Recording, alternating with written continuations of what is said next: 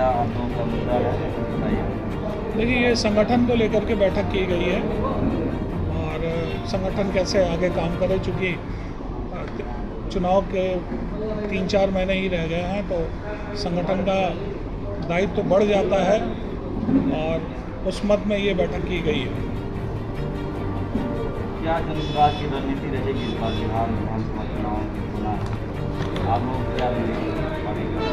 देखिए, रणनीति साफ है कि जो जनता चाहती है, सबसे पहले तो जनता के बीच में जा कर के जनता के दुख को समझ करके और उनके जो उनकी पीड़ा है उनको समझाना है कि आप अब तक जो चुनाव में अपनी भागीदारी निभा रहे हैं और जिस चीज़ के लिए आप लोग वोट दे रहे हैं वो आपको मिला है।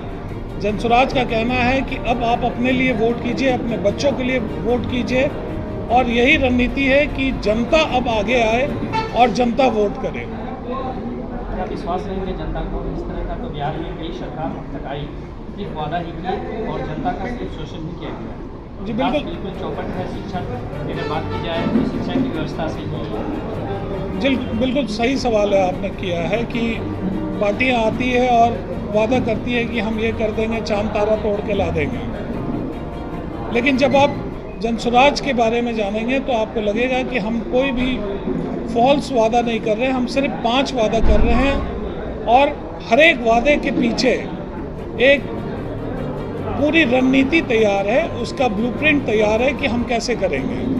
सिर्फ हम वादा नहीं कर रहे। अगर हम कह रहे हैं पलायन को रोकेंगे, तो पलायन को कैसे रोकेंगे? सबसे पहले हमें पलायन को रोकने से पहले, अगर हमारा श्रमिक पलायन हो रहा है तो उससे पहले हमको पूंजी का पलायन रोकना होगा, और पूंजी के पलायन को रोकने का आपको पता होगा कि CDR रेशो होता है हर एक राज्य का, जिसको हम कैश डिपॉजिट रेशो कहते हैं, और ये RBI के गाइडलाइन के तहत माना जाता है कि आप जितना भी कैश ले रहे हैं अपने राज्य में, उसका 70% आपको वहाँ पे ऋण के स्वरूप में वापस करना है।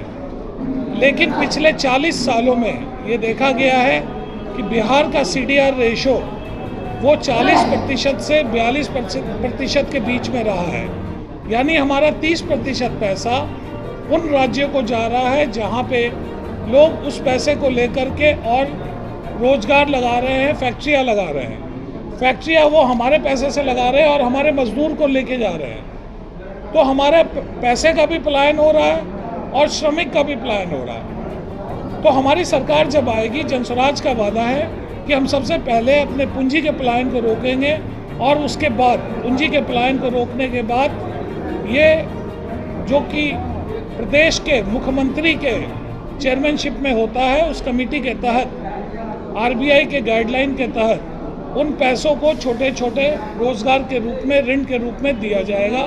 इस तरह से हमारा पलायन रुकेगा। तो इस तरह से शिक्षा पे, पलायन पे पूरी रणनीति तैयार है, सिर्फ हम वादा नहीं कर रहे हैं। सीमांचल की राजनीति को आप लोग कैसे देखते हैं? देखिए, सीमांचल बहुत हद तक बिहार की राजनीति की दिशा और दशा तय करता है, और आप जानते हैं कि सीमांचल वो इलाका है जहाँ पे हमेशा लोग बहुत सोच समझ के वोट करते हैं, और सबसे ज़्यादा पलायन की स्थिति हमारे सीमांचल में है। ये घर घर का जो है मुद्दा है, और हमारा काम बस यही है कि हम जा कर के लोगों के बीच में उनको बताएं और उनको समझाएं कि अब आप अपने लिए वोट कीजिए, और उम्मीद करते हैं कि सीमांचल जो है वो सरकार बनाने में बहुत बड़ी भूमिका निभाएगी। हर छोटी बड़ी खबर पहली नजर SN भारत सिटीजन लाइव।